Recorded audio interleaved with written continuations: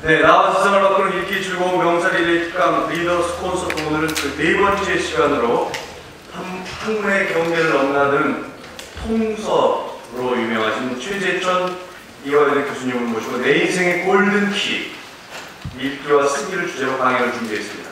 최재천 교수님은 미국 하버드대학교 생물학 박사, 서울대 생명과학부 교수를 거쳐서 현재 이화여대 에코과학부 석좌 교수로 재직 중이십니다. 과학자의 서재, 글쓰기의 최소 원칙, 지식의 통서, 최재천의 인간과 동물 등 많은 베스트셀러를 집필하신 저자이시기도 한데요. 최재천 교수님이 나오실 때 마치 소녀시대, 21, 카라, 원더걸스, 슈퍼주니어, 비스트, 2PM, 빅뱅이 나오는 것처럼 열화와 같이 환영해 주시면 감사하겠습니다. 최재천 교수님 모십니다.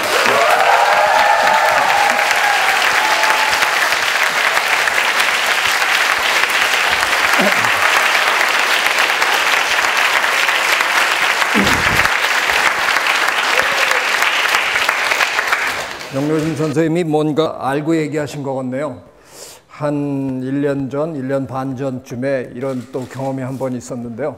그때는 제가 제 컴퓨터를, 노트북을 가지고 그 현장에 있었습니다. 그래서 노트북을 직접 여기다 연결하면 되겠다. 그래서 이제 노트북을 가지고 꺼내가지고 연결을 딱 했는데 굉장히 큰 방이었거든요. 큰 호텔의 볼룸이었는데 어마어마한 이 스크린에 제 바탕화면이 그냥 뜬 거죠.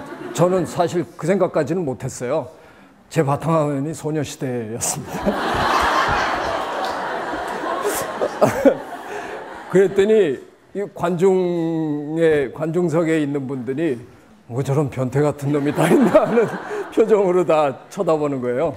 그게 제가 올린 게 아니고요. 제 아들이 어느 날 이렇게 바탕화면으로 저를 만들어 준 거예요. 근데 뭐 제 아들이 만들어줘서도 제가 버리기 싫었고 또 보니까 좋더라고요. 그래서 안 버렸는데 아주 그래서 그냥 한번 정말 아주 되게 민망한 적이 있었습니다. 근데 오늘은 다행히 제가 노트북을 안 가져와서 그런 건 안 했는데 또 거기다 소녀시대를 얘기를 하시네요.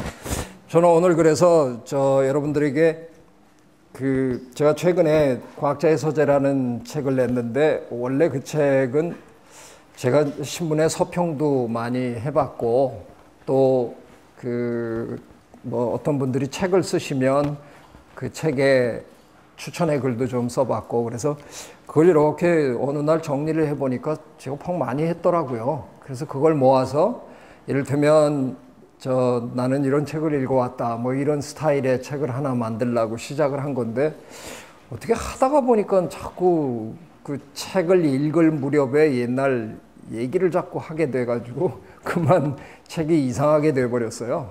그래서 지금 사실은 원래 제가 기획했던 책을 지금 사실 만들고 있습니다. 그래서 어떻게 보면 과학자의 서재를 읽고 나서 그래서 무슨 책 읽은 거야? 그러면 이제 제가 드디어 다음번에 내놓는 책을 보시면 됩니다.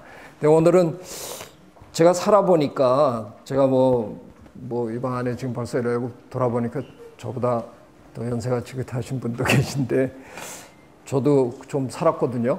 살면서 이렇게 보니까 참 이 세상에 제일 중요한 게 결국은 읽기고 그 다음에 쓰기고 그렇더라고요. 한 3년 전쯤 갑자기 어느 날 그런 생각이 떠올라서 자꾸 그 생각을 다듬다가 보니까 제가 경험한 모든 일을 다 둘러봐도 이 세상 모든 일의 끝에 가면 반드시 글쓰기가 있더라 하는 걸 깨달았습니다. 요즘엔 우리 젊은 친구들이 별로 연애편지라는 걸 안 쓰지만 예전에 우리는 연애편지 쓰고 살았잖아요. 그 연애편지를 얼마나 기가 막히게 잘 쓰느냐에 따라서 이게 참 대단한 인생의 갈림길이 결정이 되는 겁니다. 제가 한때 연애편지 좀 잘 쓴다고 소문나서 친구들 것도 몇 개 써주고 그랬는데 그런 중에 결혼해서 잘 사는 친구도 있어요. 아직도 부인한테 얘기를 안 했더라고요. 그래서 우리 같이 만나면 제가 조금만 저한테 수틀리게 하면 제가 그 연애 편지 사건에 대해서 좀 아십니까, 제수 씨? 그러면 그게 뭔데요? 아직은 모릅니다. 연애 편지도 중요하고 만일 저처럼 교수가 되면 논문을 써야 합니다. 논문이 똑같은 데이터를 갖고 쓰더라도 얼마나 설득력 있게 썼느냐에 따라서 정말 좋은 학술지에 실리느냐 못 실리느냐가 판가름이 납니다. 에이, 난 수학할 건데 뭐 수학 논문은 수학 공식만 쫙 써서 보냅니까? 아닙니다. 공식과 공식을 이어주는 말이 필요한데요. 그게 설득력이 없으면 이 공식에서 다음 공식으로 넘어가지를 못합니다. 그러니까 수학하는 분들도 글을 잘 써야 합니다. 뭐 요즘 우리나라에도 이 SNS가 뭐 대단한데 그 트위터의 팔로워 숫자가 제일 많은 분이 이회수 선생님이랍니다. 좀 뜻밖이라는 생각이 안 드세요? 이회수 선생님이 그렇게 잘할 것 같지 않은데 왜 그렇겠습니까? 그 짧은 트위터 글에도 이회수 선생님의 글쓰기 능력이 발휘되는 겁니다. 그게 뭐 아무나 한다고 팔로워가 그렇게 많아지겠습니까? 기가 막히게 쓰시니까 거기서 공감을 하고 이래서 팔로워가 생기는 겁니다. 아, 난 뭐 치킨집이나 할 텐데 내가 무슨 글쓰기가 필요해. 간판 쓰셔야 되잖아요. 그냥 부산 치킨집 하는 것보다 뭔가 아주 기가 막힌 뭔가를 이렇게 붙이면 그게 사업을 또 일으킵니다. 살아보니까 정말 거의 모든 일에 궁극적으로는 글쓰기가 다 판가름을 하더라고요. 과학이든 인문이든 뭐 상관없이. 그래서 저도 글쓰기가 정말 중요하구나 해서 이런 모임이 있으면 열심히 따라다닙니다. 예, 저 그럼 불을 좀 꺼주실까요? 제가 오늘 드리는 말씀 중에 제가 한 5년 전 우리 사회에 화두로 던진 통섭이라는 얘기를 이제 조금 드릴 겁니다. 어떻게 보면 별로 쉽지 않은 단어인데 참 뜻밖에도 제가 꺼내놨을 때 굉장히 빠른 속도로 우리 사회에 번져나갔습니다. 처음에는 이유를 잘 몰랐습니다. 야, 이게 어떻게 이런 일이 생겼나. 근데 사실은 제 하버드 대학 시절에 지도 교수님인 윌슨 교수님이 컨실리언스라는, 어이구 이게 막 넘어가네. 컨실리언스라는 책을 쓰셨는데 저 책을 번역하면서 저 단어를 어떻게 번역하면 좋을까를 고민을 굉장히 하게 됐는데요. 이 책을 쓰시면서 윌슨 선생님도 어떤 단어를 가지고 그 뜻을 알릴까 굉장히 고민을 하셨더라고요. 책에 아예 그 고민한 내용이 쭉 나오는데 예를 들면 인문학과 자연과학이 만나야 한다는 얘기를 인문학과 자연과학의 소통에 대해서 얘기하고 싶은데 영어에도 그런 단어 많거든요.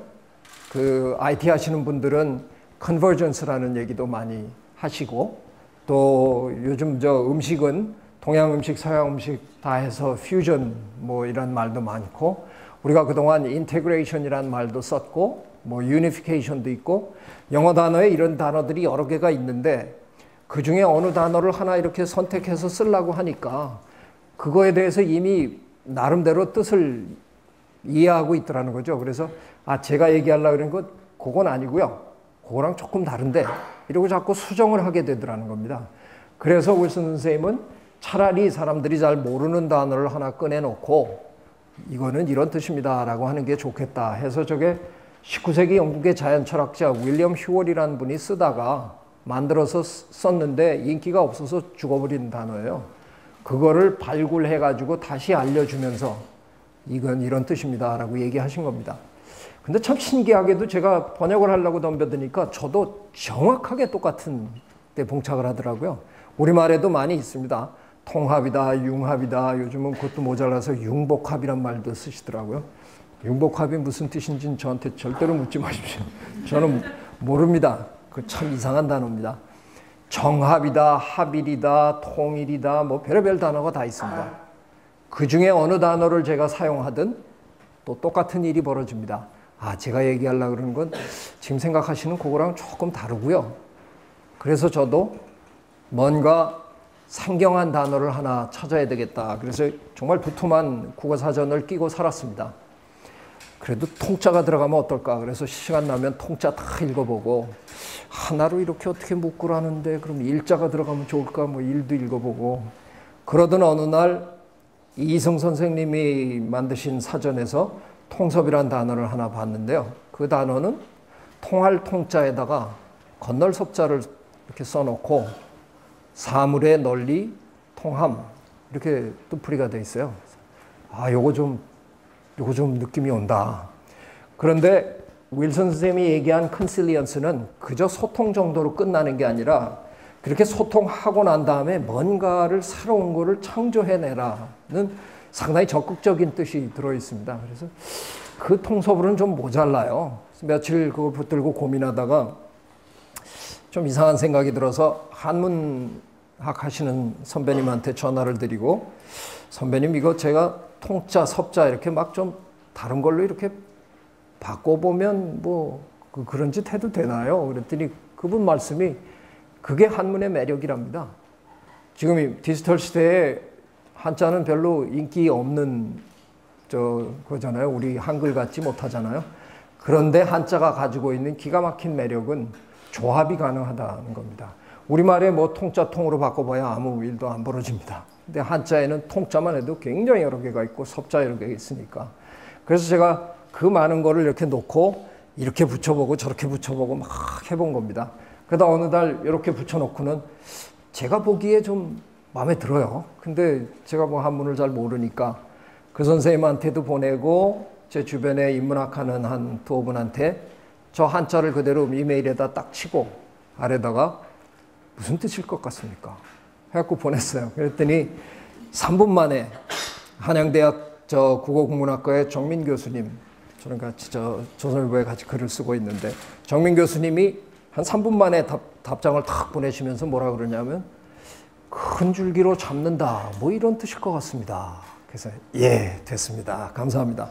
그리고 제가 저걸로 결정을 하고 제 그 번역서가 나오기 한 몇 달 전에 어느 철학회에서 저한테 와서 강의를 한번 해라. 그래서 가서 강의하면서 학문간의 넘나듦이라는 뜻으로 제가 이런 단어를 만들었습니다. 딱 그랬더니 강의가 끝나기가 무섭게 동국대 불교철학과에 계시는 선생님이 저를 거의 뭐 범인 연행하는 수준으로 멱살잡이를 해가지고 끌어내리시더니 제 귀를 잡아당기고 당신 제정신이냐?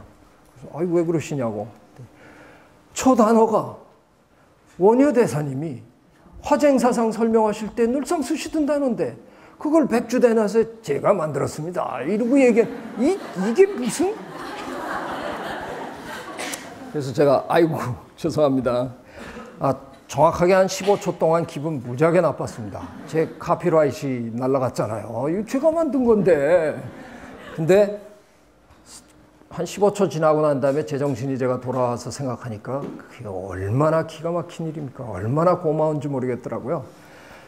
이게 불과 한 2, 3년 만에 우리 사회에 거의 일반 용어처럼 번져나갔는데 처음에는 제가 잘해서 그랬다고 얘기하고 싶었습니다. 근데 알고 보니까 원효대사님이 다 가르쳐 주셨어요. 우리에게는. 그걸 제가 그냥 뭐라고 부르는지 그동안 잘 모르셨죠? 그걸 통섭이라 그러는 거예요. 저는 그것밖에 한 게 없는 겁니다. 그래서 원효대사님 덕에 이게 이렇게 굉장히 빨리 번져나간 것 같아요. 제가 왜 통섭이라는 개념에 대해서 이렇게 장황하게 설명을 드리느냐 하면 어느덧 우리 시대는 통섭의 시대가 되어버렸습니다. 제가 얘기해서 된 게 아니고요. 우리나라에서는 제가 떠들어서 말들은 많이 하는데 아직 실제로는 통섭의 시대가 제대로 열리지 못하고 있습니다. 하지만 지금 서양에서는 학문의 경계가 거의 무너졌습니다. 대부분의 사람들이 학문의 경계를 자유롭게 넘나드는 일들을 지금 이미 하고 있습니다. 그런 일을 하려면 무엇이 필요할까 하는 얘기가 제 오늘 얘기의 핵심이라 그래도 과언이 아닙니다. 자, 경제 얘기부터 하면서 제가 오늘 제 말씀 한번 풀어보겠습니다. 우리나라 자동차 요즘 보면 참 괜찮아요. 그죠? 모양도 예쁘고 성능도 세계적인 그 평가 기관들이 대한민국 차 좋다 다 얘기해 주십니다. 무슨 얘기냐 하면 자동차를 한번 잘 만들어 봐라 하는 숙제를 내주면 그 숙제를 우리가 제법 잘한다는 겁니다. 기존에 있는 모든 기술들을 다 총동원해 가지고 자동차 한번 그리고 디자인 쫙 뽑고 해갖고 어디다 내놔도 그래도 경쟁할 만한 차를 이제 만든다는 겁니다. 숙제는 제법 잘하는데 아직도 우리가 못하고 있는 게 출제를 못합니다. 숙제와 출제는 정반대의 개념입니다. 출제라는 건 우리가 문제를 만들고 남들로 하여금 풀게 하는 겁니다. 아니 우리 LG 삼성도 이런 기계 다 만듭니다. 근데 왜 가끔 가다가 이 청바지 입은 이 양반이 이제 은퇴했습니다만 저 양반이 뭘 갖고 나와가지고 이렇게 한번 흔들면 전 세계가 자지러집니다. 그냥 정신을 못 차리고 그놈 걸 살라고 줄 서고 난리치면 금방 또 우리 삼성 LG는 비슷한 거 만들어 놓고 구시렁거립니다. 속도는 우리가 더 빠릅니다. 뭐는 어떻습니다. 암만 그래봐야 아무 소용이 없습니다. 제가 전화가 너무 낡아가지고 한 석 달 전에 나도 새로 사야 되겠다. 근데 이 시대에 새로 전화를 사면서 스마트폰을 안 산다는 건 좀 지나친 복고풍인 것 같아서 저도 이제 스마트폰을 사자. 그러고선 인터넷에서 이것저것 주워 읽어봤습니다. 아이폰이 어쩌고 저쩌고 갤럭시가 어쩌고 저쩌고. 그래서 제가 이런 분야에 잘 모르니까 제 연구원들이랑 점심을 먹는데 제가 한번 질문을 던졌어요. 갤럭시 2가 잘 나왔다 그러던데 5명의 제 연구원이 합창을 하더군요. 선생님 안 돼요. 뭐가 선생님 아이폰이죠. 아이고 아이폰이 전화 그 나머지들은 그건 전화도 아닙니다. 그러고서는 이 사람들이 테이블 위에 꺼내놓는데 5명이 전부 아이폰이에요. 그래서 제가 그래도 인터넷에서 읽은 내용을 확인을 해야 되니까 저는 옵티머스가 이렇다고 그러던데 근데 그거에 대한 설명은 저한테 안 해줍니다. 5명이 설명은 안 해주고 그냥 아이폰이라는 거예요.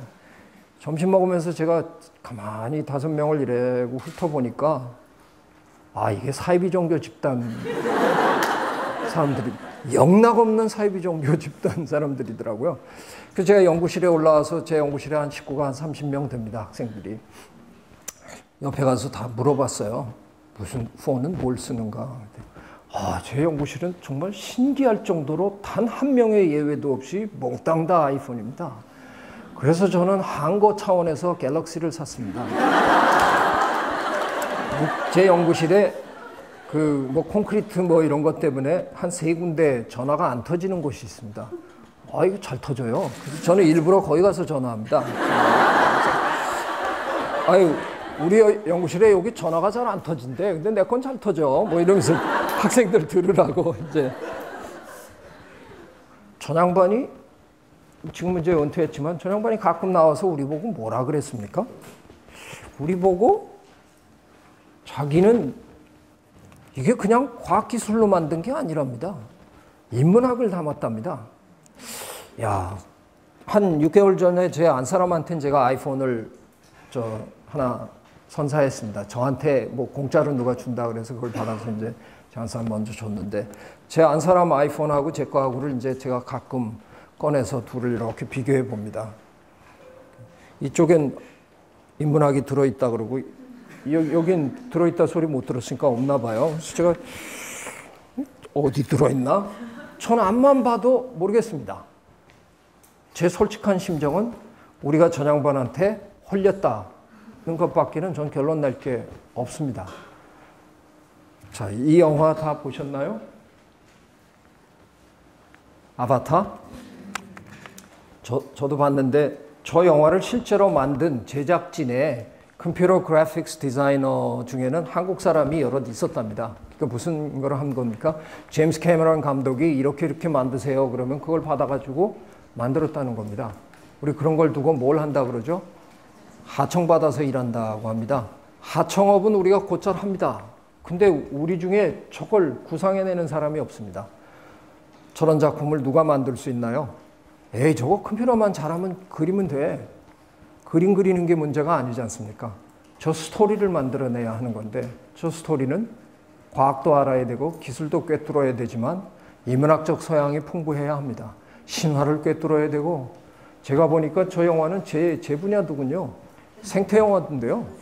그러니까 생태학도 알아야 됩니다. 그 별 볼 일 없는 학문인 생태학도 알아야 저런 영화를 만든다는 겁니다. 제가 지금 무슨 얘기를 드리고 있습니까? 학문의 경계를 두려워하지 않는 학문의 경계를 자유롭게 넘나드는 인재 스티븐 잡스와 제임스 캐머런 같은 사람이 나타나야 저런 일들이 가능해진다는 겁니다. 혹시 제가 이렇게 여쭤보면 답을 주실 분이 계신가요? 우리가 국민소득 2만 불에 지금 걸려서 못 넘어간 지가 몇 년이나 됩니까? 제가 기억으로는 한두 해 연말에 환율 때문에 2만 불 넘었다 뭐 이런 치사한 신문 기사는 읽어본 기억이 있는데요. 거의 10년을 우리가 지금 2만 불에 걸려 있습니다. 제가 또 하나 여쭙습니다. 대한민국 국민보다 더 열심히 일하는 국민, 다른 나라 어느 국민, 빨리 얘기할 수 있는 분. 제가 보기에 거의 지금 뭐 어떤 이스라엘 얘기하셨습니까? 예, 뭐 어떤 한두 분이 얘기할 수 있고 거의 답변 못 하십니다.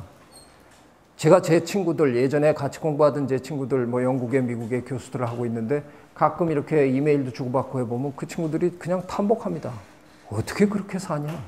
제가 그 친구들의 한 5배 일하고 삽니다. 아, 이런데 부산에 강연까지 와야 됩니다, 제가. 이러고 삽니다. IQ 테스트 하면 전 세계에서 대한민국이 2등, 1등 막 이렇게 합니다.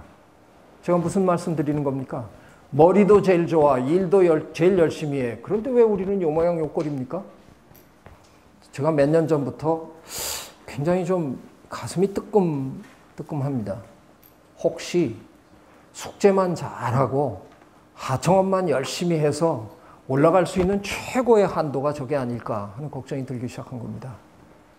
그렇지 않고서야 우리가 이렇게 열심히 일하는데, 아니 우린 뭐 대충 삶의 질은 접고 살잖아요. 그따위 건 뭐 그냥 접고 그냥 죽어라고 일하고 사는데 왜 이 모양이에요? 4만 불 가고 싶고 5만 불 가고 싶은데 왜 안 될까? 제 생각엔 모두가 숙제만 하고 모두가 하청업만 하니까 그런 겁니다. 지금 이 정도의 부산에 제가 와가지고 부산대학에 이 정도 사람들이 모여 있으면 제 눈에 스티브 잡스 오셨네. 제임스 캐머런도 캐머런 또 계시네. 이 방 안에 이만큼의 사람이 모였으면 제 눈에 적어도 한 7, 8명 정도는 스티브 잡스와 제임스 캐머런 같은 분이어야 한다 생각합니다. 모두가 다 그러시면 아주 골치 아픕니다. 그냥 숙제만 하십시오, 제발. 그렇지만 있어야 합니다. 절더러 지금 대한민국에 스티브 잡스가 있느냐, 제임스 캐머런이 있느냐, 그럼 저는 모르겠습니다. 근데 아직 저는 한 분도 만나진 못했네요. 그렇게밖에 답을 못 하겠습니다. 제가 보기에 우리를 드디어 4만 불과 5만 불의 시대로 이끌어줄 수 있는 인재는 바로 그런 인재들이라는 생각이 듭니다. 자, 혹시 조는 분이 계실까 봐 제가 돌발 퀴즈를 가져온 건데요. 이 네 분의 공통점을 한번 생각해 주십시오. 아리스토텔레스나 레너드 다빈치나 다산 정약용 선생님, 연암 박지원 선생님. 혹시 예, 여러 분야로 아주 능통하신 분들입니다. 아, 좋습니다. 제가 우리나라 뭐 제1의 기업이라는 삼성전자에 한 2년 전에 가서 이 질문을 한번 던져봤는데요. 제일 앞에 앉아 계시던 전무님이 손을 번쩍 드시더라고요. 그래서 제가 네, 그랬더니 다 돌아가신 분들입니다.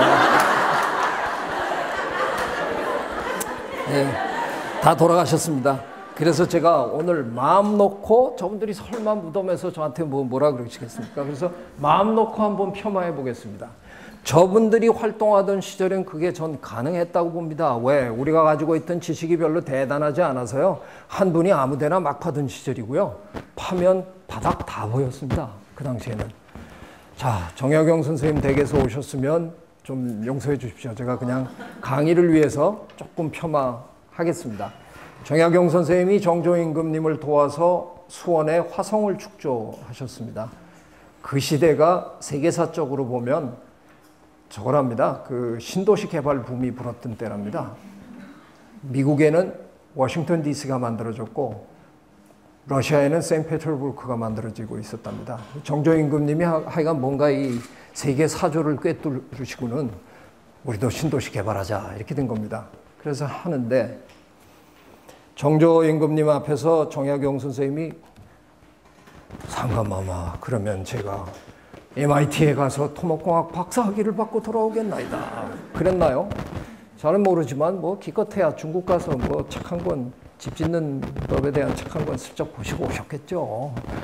그 정도만 했어도 그 당시에는 조선 팔도의 최고의 토목학자 역할을 하실 수 있었습니다. 지금 정약용 선생님 무덤에서 벌떡 일어나서 우리 곁에 오신다. 저 타산하실까요? 한 가지만 잘하시라고 제가 그냥. 안 됩니다. 왜? 저 네 분이 돌아가시고 난 다음에 우리는 적어도 19세기와 20세기를 거쳤습니다. 참 기가 막힌 세기였습니다. 과학의 발달 때문에 우리가 이제 축적해 놓은 인류의 지식의 총량을 한번 생각해 보십시오. 어마어마합니다. 그런 상황에서 뭐 서너 분야를 완벽하게 통달했노라 이런 분이 우리 주변에 아직도 있을 수 있겠습니까? 불가능합니다. 그래서 우리가 이런 전략을 쓰는 겁니다. 좁고 깊게 파고 들어가는 전략입니다. 이게 뭡니까? Specialization, 전문화, 전공입니다. 지금 대학생들 다 전공하고 계시죠? 한 우물을 파고 있는 겁니다. 저희가 클 때는 무조건 한 우물만 파라 그랬습니다. 근데 어느덧 세상이 변해서 한 우물만 파는 사람 요즘 인기가 없습니다. 왜? 늘 새로운 일을 하게끔 이 사회가 우리를 늘 몰아세우거든요. 한 가지 일만 죽을 때까지 하는 사람이 없습니다. 한 가지 일만 하루 종일 하는 사람도 없습니다. 한 사람이 하루에 서너 가지 일을 합니다. 그러다 보니까 남하고 일해야 되고 그래서 이제는 달라진 겁니다. 자, 가야금의 명인 황병기 선생님이 우리나라가 나온 아주 그 대단한 첼리스트 장한나영한테 덕담을 하는 신문기사가 있었는데요. 우리 옛말에 이런 말이 있다고 그러시더라고요. 우물을 깊이 파려면 넓게 파라. 지금은 집에 김치냉장고 갖고 계시니까 이제 좀 이따 김장을 하셔도 그런 일 별로 안 하시지만 예전에는 김장하고 난 다음에 김장독을 땅에다 묻었습니다. 김장독이 많은 거 묻으라 그랬더니 줄자를 가지고 나가셔서 독에 기름을 재시고는 땅을 정확하게 그만큼만 도려놓고 그 독을 막 구겨 넣더라. 그런 분 보신 적 있습니까? IQ가 2자리라도 100 미만이라도 독 보고 저거 묻어야 돼? 그거보다 넓게 팝니다. 아주 단순한 논리인데요. 이 어마어마한 지식의 세계에서 이 지식의 홍수 속에서 혼자서 한번 넓게 파기 시작해 보십시오. 평생을 파본들 파기는커녕 표면도 한번 다 못 긁어보고 돌아가십니다. 그런 시대에 우리가 살고 있는 겁니다. 그래서 나온 개념이 통섭입니다. 통섭은 어느 한 분야가 문제를 푸는 게 아니라 여러 분야가 한데 문제를 풀어내자는 겁니다. 20세기까지는 인문학과 자연과학이 따로 놀았습니다. 하지만 21세기에는 그러면 안 된다는 겁니다. 더 이상 그러면 학문의 발전을 기대하기 어렵습니다. 21세기에는 인문학과 자연과학이 만나야 합니다. 인문학과 자연과학이 절대로 하나의 학문으로 합쳐지지는 않습니다. 저는 그렇게 될 일은 없다고 생각합니다. 에이, 다 먹자고 하는 짓인데 그냥 합해서 식학이라 그러자. 그런 건 안 됩니다. 하지만 만나야 합니다. 자꾸 만나서 소통하다 보면 그 둘 사이에서 흥미로운 일들이 벌어질 수 있다는 겁니다. 자, 만나기는 하는데 만나면 무슨 일이 벌어집니까? 제가 제 한 개인 속에서 통섭을 할 수 있으면 얼마나 좋겠습니까? 경제학도 잘하고 뭐 법학도 잘하고 다 잘하면 참 좋겠는데 제가 분명히 말씀드렸습니다. 그건 거의 불가능한 일이다. 그러면 통섭은 내가 혼자 하는 게 아니라 여럿이 모여서 하는 겁니다. 근데 모였는데 통섭을 하려면 제일 중요한 게 뭡니까? 일단 소통이 가능해야 됩니다. 이거 뭐 말을 알아들어야 뭘 해먹죠. 서로 다른 학문을 한 사람들은 만나면 처음에 용어가 달라서 대화가 안 됩니다. 근데 우리나라 요즘 뭐 소통이 그런 정도의 문제가 아니라 아주 전반적인 사회 문제가 돼 있다 그러죠. 소통이 안 돼서 뭐 치르는 사회적 비용이 어마어마하다 그래요. 참 이상하죠. 우리나라가 세계 제1의 정보통신 국가라는데.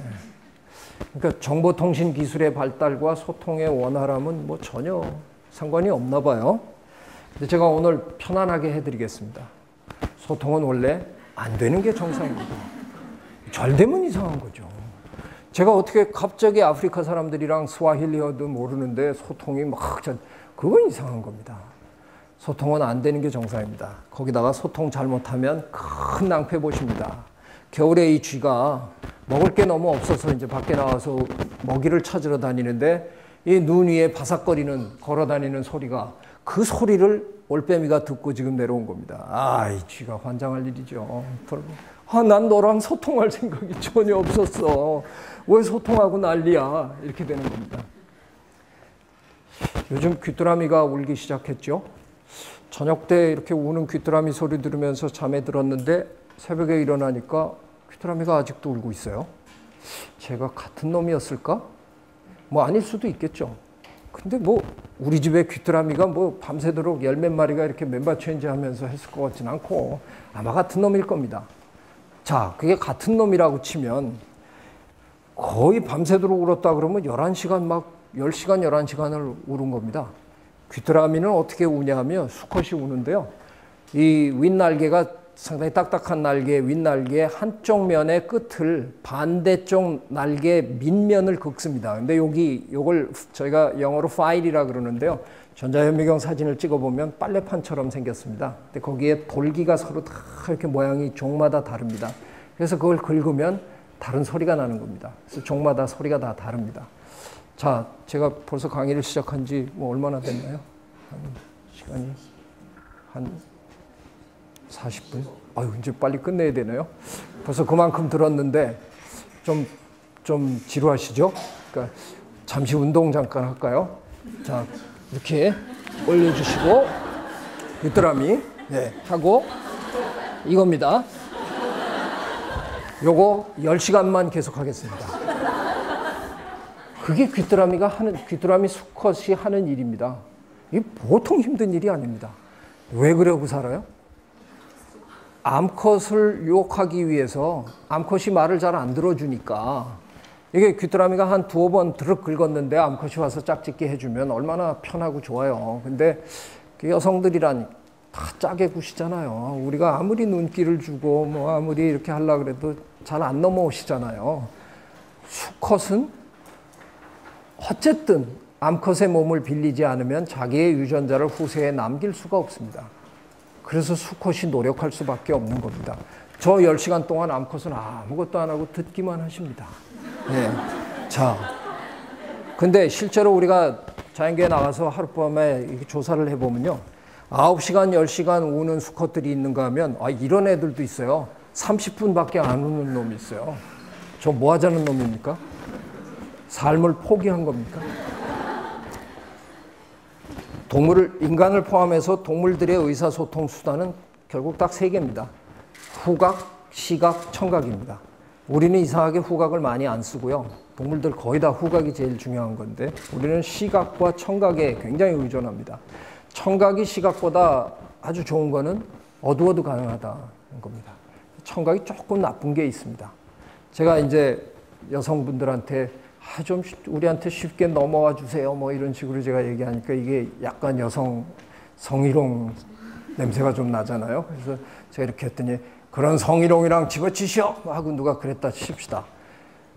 콧구멍은 너무 들러붙어 가지고 한 번 냄새 맡고 어느 쪽에서 냄새가 오는지 모릅니다. 그래서 코는 이렇게 맡아야 압니다. 근데 귓구멍은 멀리 떨어져 있어서 한 번 들으면 소리가 어느 쪽에서 오는지 금방 압니다. 차에 길에 내리서려고 하는데 빵 하면 빵이요? 어디서 왔나? 이쪽에서 왔나? 이쪽에서 왔나? 이러다 보면 그냥 하는 겁니다. 근데 이쪽 귓구멍으로 들어오는 자극하고 이쪽 귓구멍으로 들어오는 자극이 다르기 때문에 금방 우리 뇌가 알아차립니다. 그래서 어느 쪽에서 오는지는 압니다. 성희롱 그만하시오. 이쪽에서 왔습니다. 저쪽은 아니었어요. 돌아섰습니다. 그래서 제가 명색이 강사인데 그런 식으로 막 윽박지르면 안 되시죠. 여기에서 왔어요. 근데 여기 한 7분의 여성 중에서 누가 했는지를 알아야 제가 시비를 걸죠. 요게 청각의 아주 결정적인 약점인데 저 30분밖에 안 우는 수컷은요. 10시간 우는 수컷 그 근처에 숨어 있다가 암컷이 그 10시간 우는 수컷을 만나러 올 때 지가 썩 나와가지고 나야. 그래서 얌체 귀뚜라미입니다. 야, 참 삶 똑바로 살지 어떻게 이러고 삽니까? 근데 정말 죄송한데요. 우리 수컷은 이렇게 치사하게 삽니다. 왜? 방법이 없으니까요. 아니, 내 몸으로 내 새끼 낳을 수 있으면 내가 뭐하러 치사하게 데이트 신청하고 그럽니까? 나 혼자서 그냥 새끼 낳고 말지. 자, 보세요. 자연계의 수컷들은 다 그러고 삽니다. 뭐 암컷 나타나면 목젖 세우는 도마뱀이 없나, 그 공작새 수컷은 저 큰 깃털을 세우고 쫓아다니질 않나. 이 구남새는 또 뭐 가슴에 바람 집어넣어 갖고 이렇게 구애하질 않나. 갈매기는 또 짝짓기 하기 전에 바다에 나가서 수컷이 물고기 한 마리를 잡아가지고 암컷한테 먹입니다. 나랑 결혼하면 내가 당신하고 아이들 이렇게 열심히 잘 먹여 살릴게. 갈매기만 하는 게 아니라 곤충도 하는 놈이 있어요. 이 파리인데요. 요게 수컷이고요. 요게 암컷이고, 요거는 수컷이 지금 잡아다 바친 먹이 선물입니다. 그래서 이 암컷이 요거 먹는 동안 짝짓기를 합니다. 가끔가다 수컷 중에 요만한 파리 잡아다 주고 짝짓기 하는 애들이 있어요. 근데 미처 정자를 못 넘겨줬는데 암컷이 다 먹어치웠어요. 여기서 배우는 아주 귀한 교훈이 하나 있습니다. 남성 동지들한테만 얘기 드립니다. 선물은 확실하게 하셔야 됩니다. 선물은 부담스럽게 하셔야 됩니다. 쪼잔한 선물을 했다가 안 사람한테 선물 하느님만 못한 대접받은 경험 다 있으시죠? 예, 다이아몬드 요만한 거 사갖고는 안 되고요. 선물하려면 이만한 거 하셔야 됩니다. 자, 수컷들 왜 이러고 삽니까? 할 수 없습니다. 궁한 건 수컷입니다. 암컷은 언제든지 번식할 수 있습니다. 제가 지금 이 방 안에 이러고 둘러보니까 우리 명노준 선생님하고 여기 한 분하고 저 어르신하고 한 3분 정도 빼놓고는 일부 일처제가 법으로 보장이 안 되면 이병헌, 송승헌이가 한 수백 명씩 걷어가기 때문에 차례가 못 올 사람들만 저를 포함해서 여기 다. 실제로 자연계에서 우리가 조사해본 모든 동물에서 암컷과 짝짓기를 하는 수컷은 전체의 10% 미만입니다. 이 세상에 90% 이상의 수컷은 암컷과 한번 암컷 손도 못 만져보고 다 죽습니다. 그런데 암컷은 아무리 못생겨도 수컷이 있습니다. 왜? 예쁜 암컷 건드리고 또 못난 암컷도 건드립니다. 이게 윤리적으로는 좋은 얘기가 아니지만 그래도 어쨌든 번식하는 입장에서는 암컷으로 태어나면 번식하는 데 문제가 없습니다. 언제든지 번식하고 싶으면 수컷에게 눈길만 주면 됩니다. 그렇죠. 여성들이 저희한테 눈길만 주면 저희는 따라갑니다. 근데 제가 눈길 준다고 누가 따라옵니까? 수컷은 그래서 끊임없이 노력할 수밖에 없는 겁니다. 제가 무슨 말씀을 드리는 거냐면 소통은 해야 되는 쪽에서 하는 겁니다. 끊임없이 하는 겁니다. 지금 우리 정부가 소통 못하는 정부로 자꾸 욕먹는데 욕먹는 이유는 딱 하나입니다. 노력 안 하기 때문에 그렇습니다. 그냥 턱 발표해놓고 정부가 이렇게 좋은 일 하려고 그러는데 국민이 이해를 못해. 그게 뭐예요? 와서 저희들한테 국민 앞에 와서 무릎 꿇고 앉아서 정부가 수천 번 설명해야 되는데 그걸 안 하는 겁니다. 자, 이쯤에서 이제 제가 강의를 좀 마무리해야 할 것 같은데요. 그래서 이건 좀 넘어가겠습니다. 이 방 안에는 그래도 저랑 좀 공감하실 분이 좀 계실 것 같은데 저는 그 예전에 고등학교 때 가지 않은 길이라는 시를 외운 세대입니다. 근데 그 시에 대해서 모르시는 분들은 이제 젊은 세대시고요. 아는데 그 가지 않은 길을 쓰신 분이 로버트 프로스트인데 그분이 쓰신 시 중에 멘딩 월이라는 시가 있습니다. 담을 고치며 뭐 이 정도 되겠죠. 이렇게 미국의 이런 낮은 돌담이 겨울에 무너지면 저거를 봄에 수선하시면서 쓰셨답니다. 이런 좋은 말이 나옵니다. 좋은 담이 좋은 이웃을 만든다. 담이 아예 없으면 이건 이웃이 아닙니다. 한 집안입니다. 근데 우리 한 집안 됐다고 늘 행복한 거 아닙니다. 왜 학문의 세계에서 물리학이 따로 있고 법학이 따로 있고 경제학이 따로 있어야 되는지 다 그럴 만한 이유 있습니다. 그걸 그냥 완전히 다 없애고 그냥 하나로 막 버무리자는 뜻이 절대로 아닙니다. 통섭은. 담은 있으되 그 담이 너무 높아서 지금처럼 왕래가 불가능한 그것만 없었으면 좋겠다는 겁니다. 저 정도로만 낮춰주시면 그냥 생물학하는 제가 가끔은 경제학적으로 건너와서 같이 일하고 싶다는 겁니다. 생물학하는 제가 사회학적으로 건너와서 같이 일하고 싶다는 겁니다. 이제는 이런 일이 우리 사회에 일어나야 한다는 겁니다. 자, 근데 문제는 일을 좀 해보려고 서로 다른 분야의 사람들을 이렇게 한데 모아놓으면 참 골치 아픕니다. 다 똑같은 사람들이 일하면 효율도 높고요. 일이 잘 됩니다. 문제는 그런 집단, 다양하지 못한 그런 집단은 평소에 잘하다가 언제 한번 임자 만나면 그때 뭐 다 왕창 망하잖아요. 그래서 우리가 자꾸 다양성 얘기를 합니다. 다양하게 만나자. 근데 다양하게 만나면 참 골치 아픈 게 사실입니다. 배가 자꾸 산으로 가려고 그래요. 그럼에도 불구하고 왜 다양하게 만나야 할까? 제가 이 얘기 설명드리고 제 마지막 말씀드리고 강의를 마치도록 하겠습니다. 여러분은 이 두 분 중에 어느 분을 더 존경하십니까? 제가 좀 불리한 사진을 갖고 오긴 했죠. 별로 매력적이지 못한. 우리나라 선거제도였으면 어쩜 대통령 하셨답니다. 표는 더 많이 얻었는데 미국의 그 묘한 선거인단 제도 때문에 대통령이 못 됐는데, 대통령 못 됐더라도 사실 오늘날 대통령 2번이나 한 인양반보다 인양반을 세상이 훨씬 더 존경합니다. 부시 대통령은 뭐 미국 역대 최악 대통령으로 지금 뽑히는 거니까. 저 사람이 뭐를 그렇게 존경받습니까? 기후변화의 중요성을, 기후변화의 심각성을 불편한 진실이라는 책을 쓰고 다큐멘터리를 만들어서 전 세계에 알린 공로로 노벨 평화상을 받았습니다. 근데 실제로 알 고어를 가까이서 보신 분이면 이해하기 힘든 일입니다, 이게. 알 고어는 커뮤니케이션을 잘 못하는 사람입니다. 지나치게 딱딱한 엘리트입니다. 하버드 대학 출신이고, 또 사람이 굳어가지고 이게 뭐가 잘 안 됩니다. 근데 어떻게 이렇게 했을까?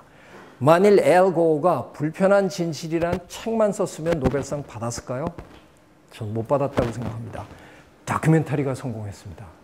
기가 막힌 영상 앞에서 알 고어가 얼마나 이게 그건 연출을 했기 때문에 저 양반이 기가 막힌 커뮤니케이터로 보인 겁니다. 실제로는 별로 잘 못하는데요. 근데 저 딱딱한 사람이 어떻게 영화 만들 생각을 했을까? 제가 우연한 기회에 그 이유를 찾았습니다. 알 고어가 하버드 대학을 다니던 시절에 기숙사 룸메이트가 있습니다. 그 룸메이트가 누구냐? 할리우드 액션 스타 토미 리 존스가 같은 방을 썼습니다. 제가 하버드 대학 기숙사 사감을 7년을 해봐서 잘 압니다. 저런 방 여러 방이 있거든요. 저런 방 참 골치 아픕니다. 한 놈은 공부하려고 그러는데 한 놈은 맥주 케이크 갖다 놓고 파티 벌리고 난립니다. 그런데 이게 하버드의 교육입니다. 알 고어가 알 고어랑 룸메이트 했으면 지금의 알 고어가 못 됩니다. 그냥 곱상스러운 엘리트일 뿐입니다. 생각의 폭이 넓지 않은 엘리트일 뿐입니다. 그런데 책을 쓰다가 말고 제 생각에는 어떤 날 우연히 토미 리 존스랑 전화를 했을 수도 있습니다.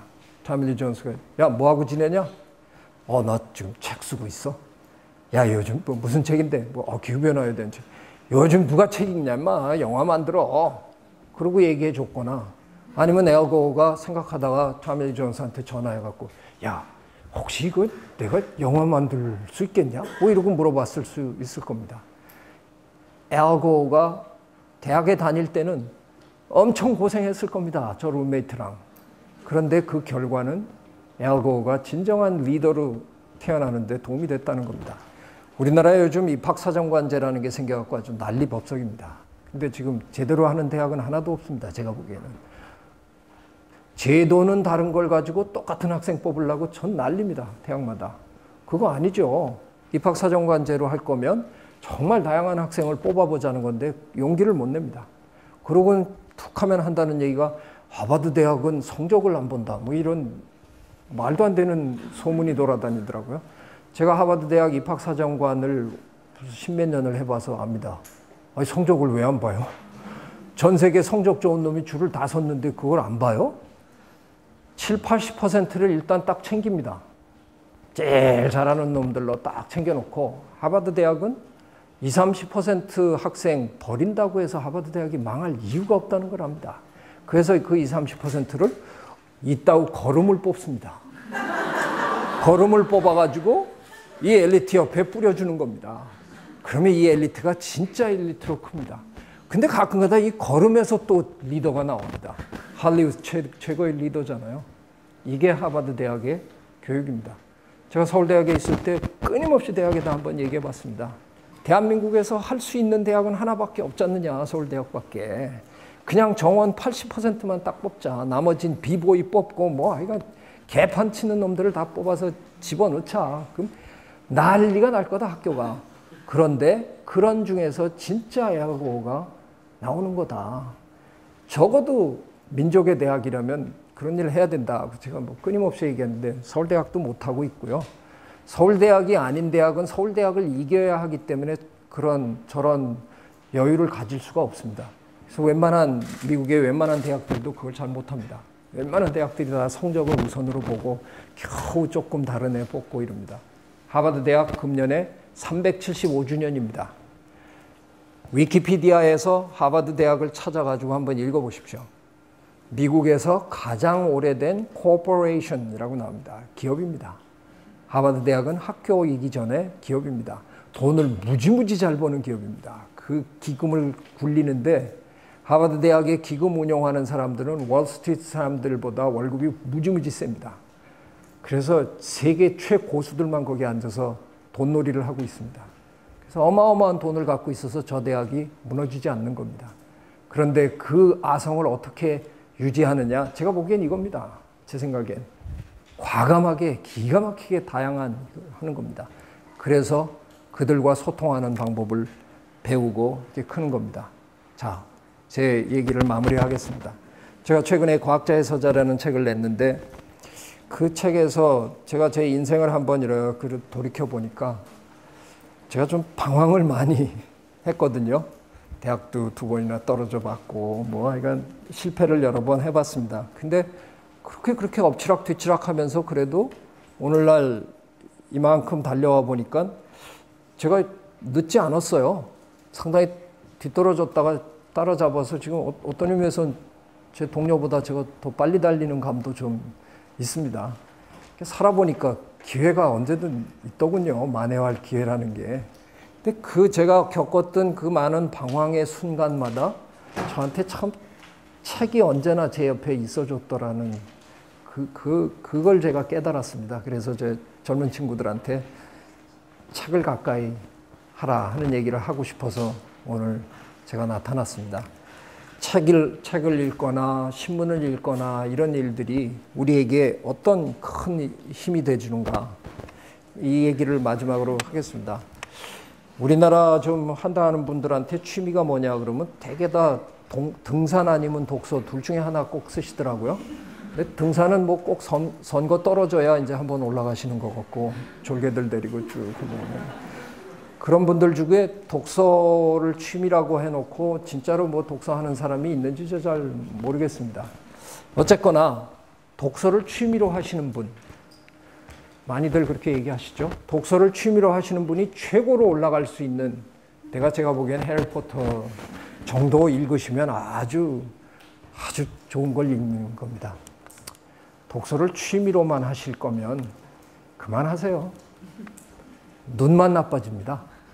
그럴 시간 있으면 클럽에 가서 춤이나 추세요. 건강에 좋아요. 근시 걸리고 이렇게 책 보고 앉아 있습니까? 예, 물론 뭐 취미로 하는 독서도 좀 하셔야죠.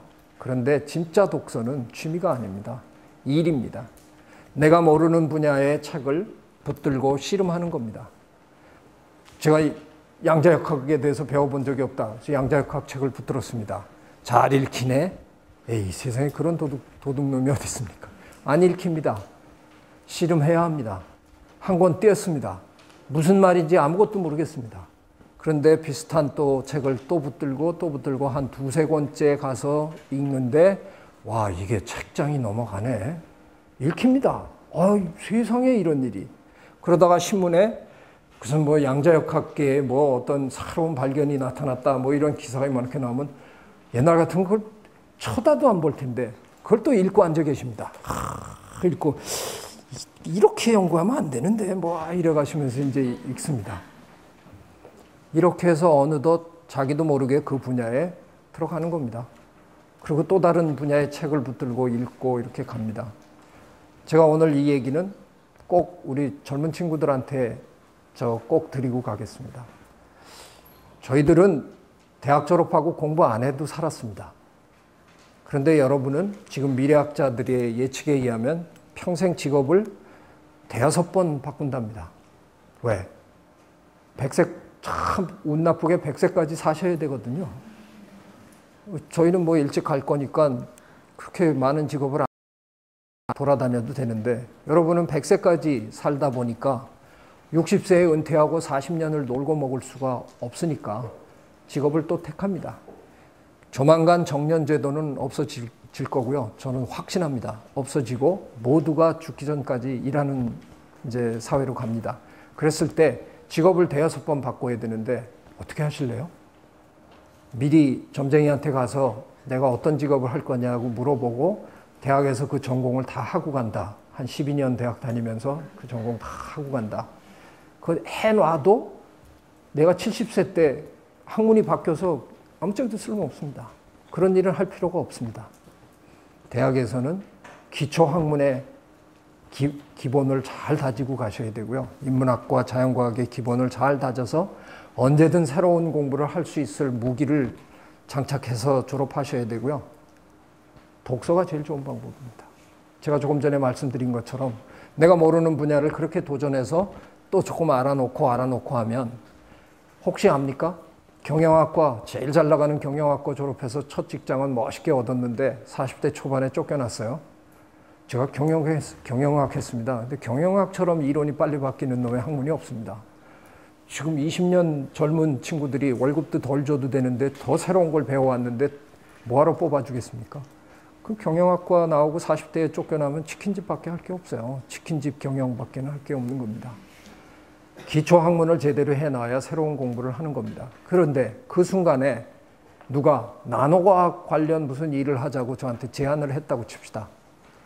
내 나노과학 내가 뭘 어떻게 알아?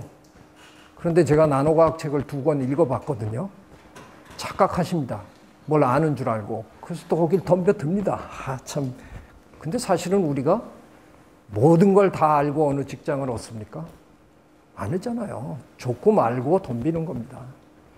책을 읽었던 사람과 책을 읽지 않은 사람의 삶의 그 시나리오를 한번 이렇게 상상해 보십시오. 그래서 저는 우리 젊은 친구들에게 정말 폭넓은 독서를 하시라. 그리고 기획하셔서 하셔야 됩니다. 내가 모르는 분야를 치밀하게 기획해서 독서하셔야 됩니다. 그러다 보면 또 그런 신문 기사도 읽게 되고 신문이 굉장히 중요한 역할을 많이 합니다. 굉장히 그 다이제스트를 잘 해주기 때문에 하고 그런 그 다음 단계로 또 논문을 읽을 수 있게 되고 이렇게 해서 90년, 100년을 살아갈 수 있게 되는 겁니다. 그래서 제가 오늘 드리는 말씀은 글쓰기처럼 중요한 게 이 세상에 없다는 자각을 하고 난 다음에 그렇다면 글을 잘 쓰려면 어떻게 해야 되나? 책은 한 권도 안 읽었는데 난 글 잘 쓴다. 그런 사람은 못 봤습니다. 역시 많이 읽은 사람이 잘 씁니다. 그래서 글쓰기가 중요하니까 글쓰기를 잘하려면 책 읽기를 많이 해야 됩니다. 그 책 읽기를 무협지나 읽고 심심풀이 땅콩 책 읽기만 하지 마시고요. 정말 도전하는, 씨름하는 책 읽기를 꼭 하시기를 부탁드립니다.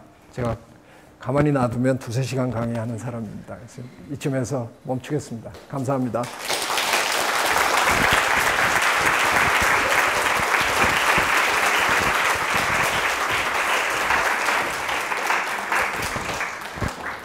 네, 좋은 말씀 들려주신 최재천 선생님께 다시 한번 소녀시대를 맞이하는 듯한 박수.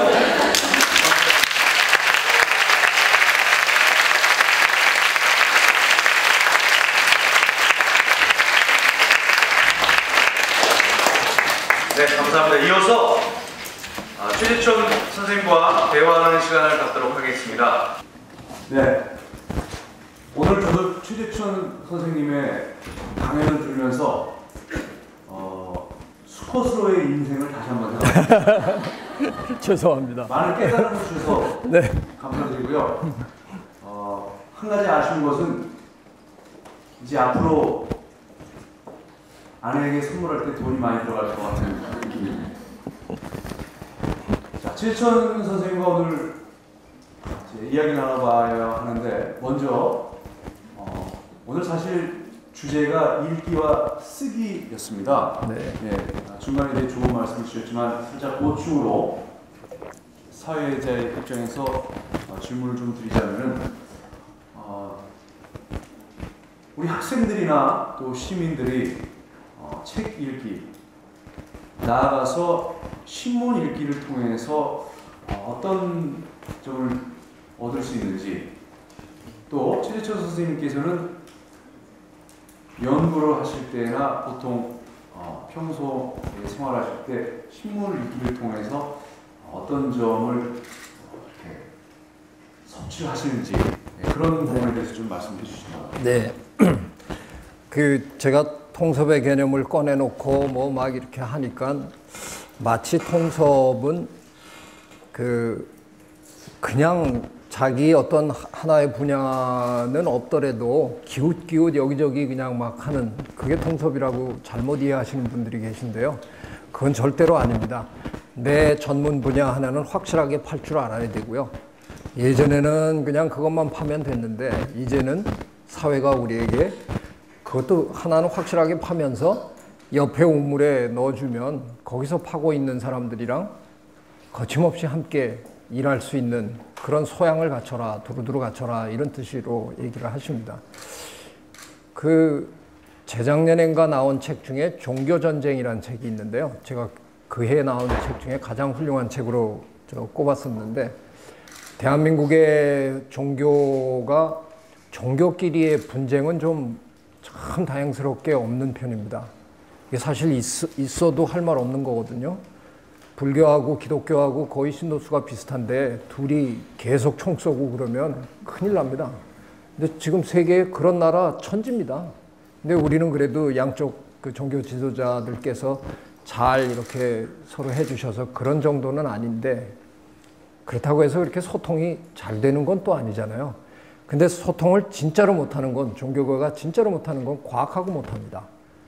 전 세계에서 대한민국 종교계처럼 과학하고 등지는 종교는 없을 겁니다. 참 이상합니다. 그건 아무리 생각해도 마치 과학자는 전부 지옥 갈 놈들로 이렇게 자꾸 몰아세우시는데 그건 아니거든요. 과학자도 우리 인류의 삶을 더 좋게 만들려고 이렇게 애쓰고 사는 사람들인데, 뭐 과학자가 뭐 조금만 하면 신의 영역을 침범했다, 저 못된 놈들 자꾸 그러시는데, 그러지 말고 종교가 좀 과학을 이렇게 끌어안아 주셨으면 좋겠는데, 그 종교전쟁이라는 책을 세 사람이 썼는데요.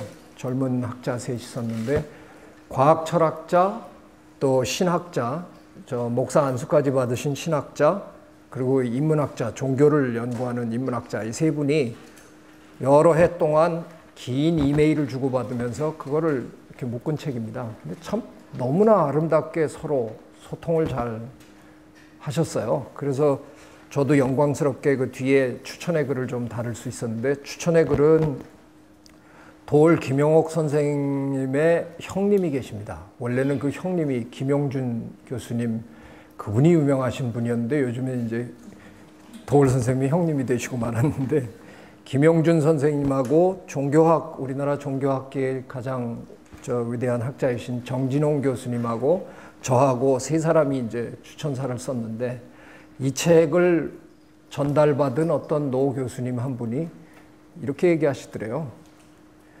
대한민국에서 공부 안 하는 6놈은 여기 다 모였구만. 이렇게 얘기를 하더랍니다. 그러니까 이제 그분의 생각은 이 6사람이 남의 분야의 얘기까지 막 하는 게 짓거나 잘하지, 뭐 이따오 짓이나 하는 놈들이 있어, 이런 얘기신데, 그 말씀을 전해들은 정진홍 교수님의 답변이 전 너무너무 멋졌어요. 남의 분야를 기웃거리다 보면 어느덧 내 학문이 깊어지더라. 그 말이 전 너무너무 마음에 들었습니다. 이게 자기가 하는 일 하나에 이렇게 빠져가지고 그걸 자꾸 들여다보고 앉아있으면 안 보이는 수가 있잖아요. 근데 조금 건너가서 저쪽 강 건너가서 이렇게 보도 그거잖아. 그리고 막 뛰어서 다시 합니다. 이렇게 조금 서로 다른 분야에 가서 내 분야를 바라본다는 게 시간 낭비가 아니고요. 내 분야, 내 학문을 더 깊게 만드는데 굉장히 좋은 역할을 하더라고요. 근데 그런 거에 뭐 독서처럼 좋은 게 이 세상에 어디 있겠고, 독서 책 한 권 다 읽기보다도 어떨 때는 가끔은 신문이 조금 실수하기도 합니다. 정리를 잘못해갖고 엉뚱한 걸 알려주기도 하지만 그래도 대한민국의 지금 신문 기사들이 참 옛날에 비하면 굉장히 정확하고요. 깊이도 많아요. 그래서 그걸 참 읽고 이렇게 이해하시면 그러다가 깨달음을 얻는 이런 일들이 많이 있습니다. 네. 네, 감사합니다. 최재천 선생님께 혹시 질문이 있으신 분들은 질문해 주시고 질문을 해 주신 분들께는 최재천 선생님이 쓰신 과학자의 서재 한 부를 드립니다. 네. 부산대 윤리교육과 공치학원 임진입니다. 저는 교수님이 성서기고 미말 저자로 지금 아마 되게 학생들은 안 배우신 분들이 아무도 없을 거라고 굉장히 유명한 분이시나 해서 그냥 한번 강연 들으러 왔는데 아까 교수님이 말씀하신 통섭에 대해서 제가 저희 과 분야에 대해서 좀 생각하는 걸로 질문 드리고자 합니다. 요즘 인문학적 고찰이 굉장히 떠오르는 화제인데 아까 교수님 말씀하시기로는 통섭이라는 단어를 조금 낮춰서 여러 분야를 통해서 인문식을 넓히고 그건 쓰이 다도고를 통해서 된다고 하셨는데 저는 약간 인문학이라는 분야가 사유의 분야고 자연과학도 보면 약간 이성적인 논리적인 분야라고 생각하는데 그러면 지금 스마트폰을 만든 아까 그 스티븐 잡스랑 스마트폰 만드신 스티븐 잡스랑 그 다음에 빌 게이츠 컴퓨터 만들 때 인문학 분야에 대해서 굉장히 그런 게 많이 필요하다고 생각하는데 교수님이 말씀하시면 그 교수님 생각하시기에는 인문학이 자연과학 분야에서 어떠한 교점 역할을 하고 링크 역할을 하는지 좀 듣고 싶습니다. 제가 설명할 게 아니라 지금 다 설명을 하셨는데요. 근데 그 양쪽에서 한번 생각해 보면요. 자연과학을 하는 사람의 입장에서 인문학을 전혀 모르는 그런 분은 자연과학을 못하냐? 그건 아니죠. 자연과학자 중에 인문학 모르면서 자연과학 잘하시는 분 많이 있으세요. 그런데 제가 이렇게 그동안 살면서 이렇게 관찰을 해보니까 그런 자연과학자들은 파고드는 건 기가 막히게 잘하는 분들이 가끔 계신데 결국은 평생을 연구하시고 이래 보면 어느 저쪽 지역적인 데 가서 열심히 한 구멍으로 한참 파고 끝나신 분들이 많으시고요.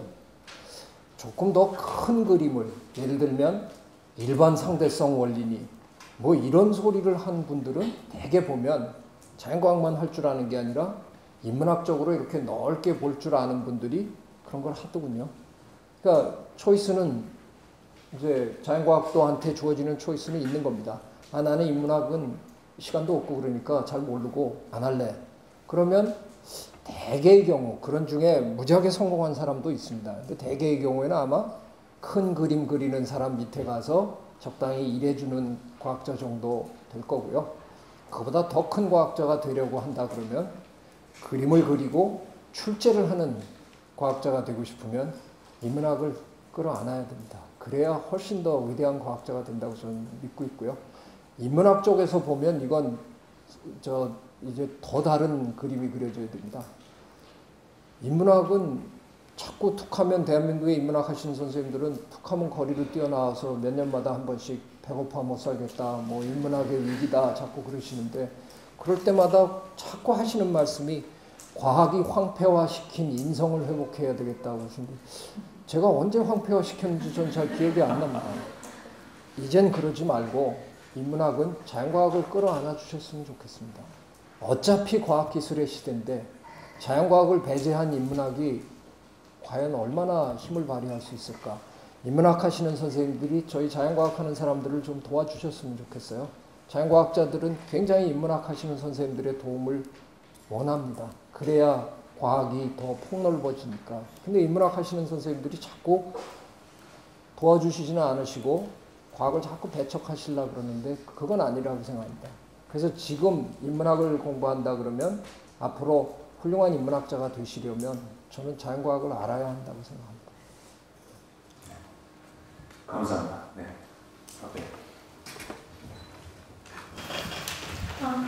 서울대학교 사회교육과 공부학번 김은혜라고 합니다. 오늘 강연 말씀 너무 재밌게 잘 들었고요. 저도 이번 학기에 책을 좀 읽고 싶어서 생각하고 있는 중인데요.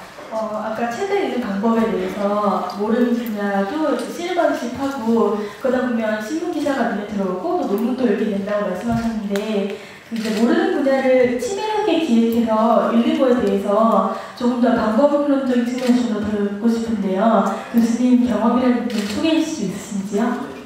그거에 대해서는 제가 하나 저만이 하는 아주 좀 독특한 짓을 하나 소개하겠습니다. 저는 외국에 가면 저 일정 중에 뭐 하루 아니면 반나절을 잘 이렇게 억지로라도 빼가지고 그 타운에 있는 제일 좋은 책방에 갑니다. 가가지고 제가 이걸 한 10몇 년을 했는데요. 제 나름대로는 참 저한테 도움이 많이 돼요. 제가 생물학자지만 저 심리학에도 관심이 많고 뭐 사회학에도 관심이 많고 이래요. 그러면 물론 생물학 코너에도 가서 보지만 예를 들면 심리학 코너에 가서 씁니다. 그러면 큰 책방에 가면 한 세 칸 정도가 심리학인데 그걸 저 끝에서부터 이 끝까지 ABC 순으로 제목이 쫙 돼 있으니까 제목만 쫙 읽어봅니다. 저기서부터 제목 쫙 읽다가 정말 흥미로운 제목이 있으면 이제 꺼내서 조금 읽어보고 꽂아놓고. 근데 이거를 이제 6개월 전에 했다가 뭐 아니면 1년 전에 했다가 또 가서 그걸 쭉 하면요. 학문의 흐름이 보여요. 제목만 봐도 요게 요즘 경제학이 이쪽으로 옮겨가는구나. 근데 제가 그 분야에 있으면 전 논문을 읽어야죠. 논문을 읽어야 빨리 알고 책은 논문보다 한 2, 3년 늦게 나오니까 사실은 생물학 같으면 제가 그 짓 하면 전 좀 늦는 건데 제가 뭐 경제학이야 제가 그렇게까지 뭐 피튀기게 안 해도 되니까 그래서 경제학을 쭉 읽어보면 경제학의 흐름이 눈에 쫙 이렇게 보여요. 그러다 보면 어느 책을 읽어야 된다는 게 저절로 그 책이 이렇게 지가 앞으로 한 발짝 걸어 나와요. 그럼 이제 그런 책을 몇 개 이렇게 해서 읽어봅니다. 하여간 뭔가 읽혀요. 근데 거기서 제가 너무 어려운 책은 자기가 나서지도 않아요. 제 눈에 안 들어오는데 약간은 저 경제학을 하지 않은 다른 사람에게도 손짓하는 그런 책들이 눈에 띕니다. 그러면서도 흐름을 잡아줄 만한 책이 이렇게 보여요.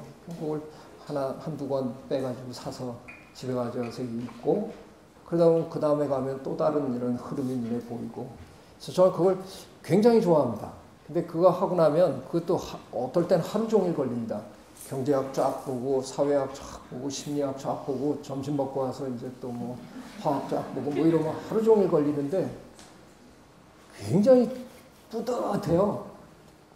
착각하는 거죠. 다 읽은 것처럼. 그래서 그리고 이러고 저녁엔 이제 책방에서 나옵니다. 읽은 건 사실 별로 없는데 그게 이제 저만의 조금 그렇게 하는 사람 주변에 저처럼 한다는 사람은 아직 못 찾았는데 저만의 좀 독특한 노하우입니다. 그 책방에서 하루 종일 읽고 책도 사시나요? 예, 책도 삽니다. 네. 자, 다음 질문 받도록 하겠습니다. 네, 저기 가운데에 계신 여성분. 네.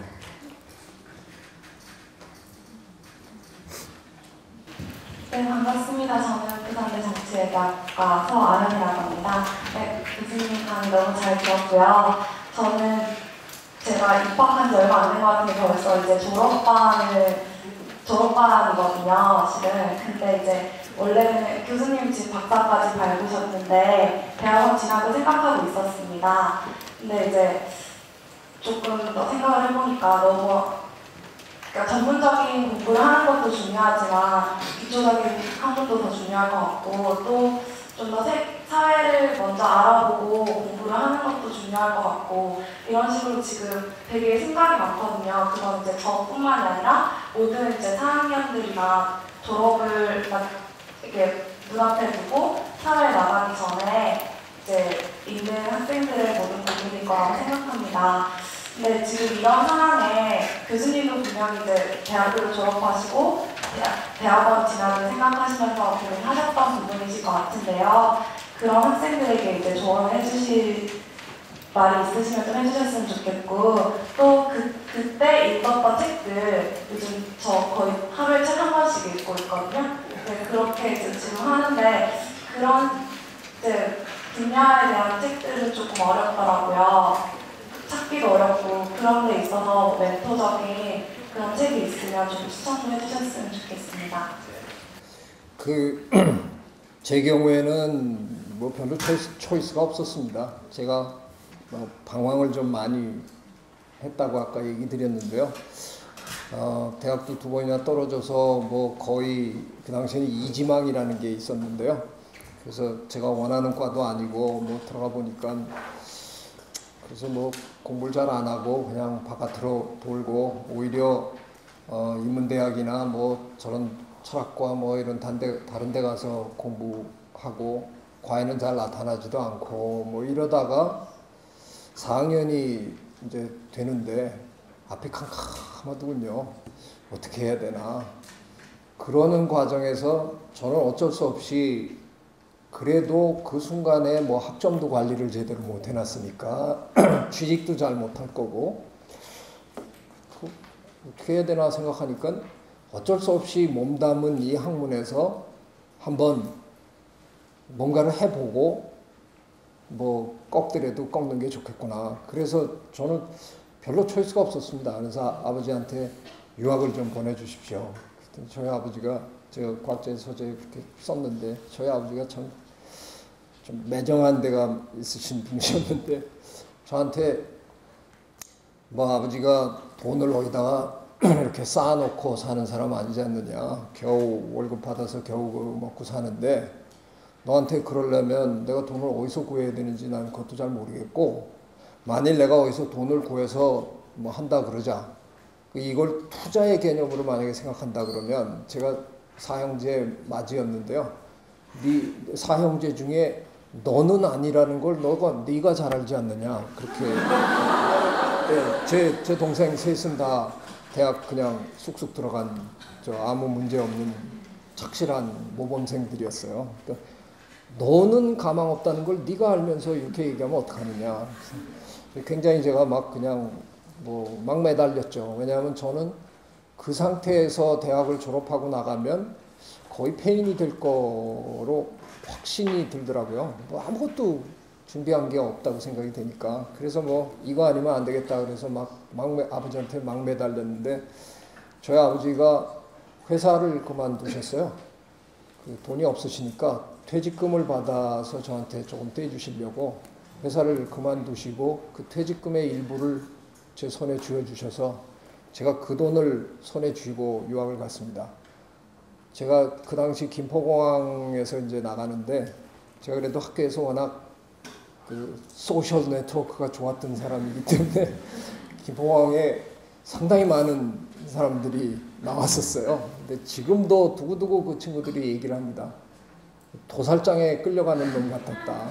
대성통곡을 하고 나갔답니다, 제가. 그래서 그 아버지의 그 깊은 그 사랑을 손에 쥐고 가려고 그러는데 정말 뭐 막 북받치더라고요. 근데 미국 땅에 도착해서 제가 뭐 한눈 팔고 뭐 이런 생각이 안 나더라고요. 그래서 미국에 가서는 야, 내가 진작에 이렇게 공부했으면 서울대 수석을 했을 텐데 정말 열심히 했어요. 그래서 저한테는 뭐 그게 거의 초이스가 없는 막다른 골목에서 갈 수밖에 없는 길이었는데요. 저는 뭐 앞으로 평생을 공부해야 되는 세대인데 90세까지 공부해서 또 새로운 직장 얻어야 되는데 공부를 뭐 그렇게 한 번에 몰아서 꼭 안 해도 될 것 같다는 생각이 드네요. 그래서 사회 경험도 조금 해보시고 그리고 공부도 이제는 어떤 공부는 일찍 해야 되는 공부가 있어요. 제가 보니까. 이 다음에 한 50대에 들어서 양자역학 하겠다 그러면 제가 그건 말릴 거예요. 머리가 안 따라줍니다. 그러니까 양자역학이나 뭐 이런 공부를 하시려면 괜히 딴 데 가서 뭐 봉사활동하고 이런 거 하느라고 시간 보내지 마시고요. 빨리 대학원 가시고요. 한 살이라도 젊을 때 해야 합니다. 그런 공부는. 근데 무슨 좀 다른 비평학이라든가 무슨 뭐 심지어는 법학이라든가 신학이라든가 이런 건 제가 보기엔 뭐 30, 40 넘어서 해도 참 좋을 것 같아요. 그래서 너무 이렇게 조급하게 내 지금 해야지 그러지 말고 경험도 좀 쌓아보세요. 그러면 오히려 나중에 그런 공부할 때 더 깊이가 있을지도 모릅니다. 네. 많이 노시합니다. 자, 맨 앞에 안녕하세요. 저는 전남대학교 수의학과 이혜민이라고 합니다. 저도 진로 고민에 대한 같은 질문이긴 한데 약간 개인적인 질문도 있긴 한데요. 제가 고등학교 때부터 교수님을 롤모델로 삼아왔기 때문에 의과대학교 군자생물을 가야 하나 아니면 제가 좋아하는 좀 수의과를 가야 하나 이걸 되게 많이 고민을 했어요. 근데 제가 생각하기에는 동물행동학 쪽을 연구할 때 수의과 이런 전문 지식이 있으면 더 도움이 될 거라고 생각해서 그냥 수의대에 진학을 하게 됐는데 제가 막상 진학을 해서 동물행동학 쪽을 연구하겠다 했더니 되게 기간적인 조언을 많이 해주시더라고요. 그래서 그 동물행동학 연구에 대해서 좀 더 조언을 해주실 거 있는지 여쭤보고 싶고요. 그다음에 어릴 때부터 과학자 꿈을 꾸신 건 아니라고 하셨는데 그러면 원래 꿈꾸던 분야 말고도 다른 분야 쪽으로 이렇게 나아갈 수 있게 되려면 그러니까 그런 것도 다 그냥 독서를 여러 분야에 해서 그런 꿈을 꾸게 되신 건지 이런 것도 여쭤보고 싶습니다. 첫 질문은 제가 어쩌면 고등학생들한테 제일 많이 받는 이메일로 제일 많이 받는 질문 중에 하나입니다. 전 동물행동학 좋아합니다. 그런데 수의학과를 가야 되나요? 생물학과. 그거에 대한 답은 100% 자신 있습니다. 수의학과는 가면 안 됩니다. 현재로서는 안 됩니다. 대한민국의 수의학과에는 동물행동이 없습니다. 외국의 수의학과는 동물행동학이 굉장히 중요하게 들어 있습니다. 근데 이상하게 우리나라 수의학과는 단 한 곳도 동물행동학을 가르치는 곳이 없습니다. 그래서 제가 수의학과 선생님들한테 자꾸 제 제자를 좀 데려가라 그러는데 제가 얼씬하는 것도 두려워들 하십니다. 와가지고 밥그릇 뺏는다고 굉장히 좀 그러시는데 수의학과가 사실 그렇게 하면 안 되는데 근데 지금 현재로서는 그런 뜻으로 수의학과를 가시면 실망하십니다. 제 연구실에 지금 대학원생 중에는 수의학과 출신이 여럿 있습니다. 수의학과에 갔다가 아니네. 그래서 그 과정 다 거치고 다시 이제 이쪽으로 온 학생들이 여럿 있는데요. 그렇게 조금은 지금으로서는 제가 너무 거칠게 답변은 하지만 현재로서는 그게 현실입니다. 그래서 좀 수의학과는 그렇다고 해서 수의학을 배워서 뭐 안 된다는 뜻은 아닙니다. 그 좋은 학문이고요. 그런데 동물 행동학을 하기 위해서 수의학과를 가는 건 현재로서는 좋은 전략은 아닙니다. 자, 제가 과학의 길을 꼭 가려고 그러는 게 아니었는데 어떻게 하다가 이제 가게 됐는데 제가 과학자의 서재에 이런 말을 썼는데 그게 광고 문구로 지금 나갔는데 그 사람들은 꿈을 꾸다가 그 꿈이 이루어질 것 같지 않다고 생각하는 순간에는 그 꿈을 지우려고 굉장히 애를 씁니다. 그 꿈이 내 몸속에 있으면 내가 가는 길에 방해가 될까봐 계속 흔들려야 되니까 저는 엉뚱한 소리를 했습니다. 그래서 한번 들어온 꿈 절대로 내쫓지 말아달라고 오히려 나갈까봐 못 나가게 잘 보듬고 계시라고 언제 그 꿈이 현실이 될지 어떻게 아느냐고 더더군다나 여러분같이 앞으로 그렇게 직장도 많이 바꿔야 되고 그러면 예전에 꿨던 꿈이 현실될 가능성 저희 세대보다 훨씬 농후하거든요. 그래서 그냥 갖고 계시면서 몰래 조금씩 키우세요. 그거를. 근데 그거 키우다가 망하는 수도 있겠죠. 근데 그럴 일 별거 없을 거예요. 자기 할 일 하면서도 작은 꿈을 자꾸 이렇게 조금씩 키워놓는 게 그다음에 아마 훨씬 도움되리라고 저는 생각합니다. 네, 감사합니다. 그리고 두 번째 질문도 있으셨고요. 앞에 분의 질문하고도 앞에 분도 두 번째 질문으로 해주셨는데 대학 때 혹은 청년 시절에 어떤 책을 읽으시면서 이게 나왔습니다. 제가 잠깐 했습니다. 제가 대학원을 가려고 최종적으로 결정할 때 우연하게 제가 읽은 책이 하나 있는데요. 제가 자칫하면 쪽집게 과외 선생이 될 뻔했습니다. 저는 수학을 못해서 수학대학에 2번이나 떨어졌는데 이상하게 과외 선생으로는 수학 선생으로 아주 이름을 날리기 시작했습니다. 자기는 못 풀면서 남은 또 같이 이상한 일이 벌어졌는데 그게 아니라 그 당시에 대학 입시의 수학 문제들이 일본 대학의 수학 문제를 베낀다는 걸 제가 어느 날 이제 알아냈습니다. 그래서 그 당시 종로 2가에 가면 일본 서점들이 이렇게 쭉 있었는데 거기를 쭉 돌면서 몇 년치 일본 대학의 그 수학 시험 문제들을 다 가져다가 제가 이제 주로 뭘 했냐면 마지막에 총정리 과외 선생님을 했어요. 그럼 어떻게 하느냐면 대학 입시 문제처럼 제가 문제를 내는 겁니다.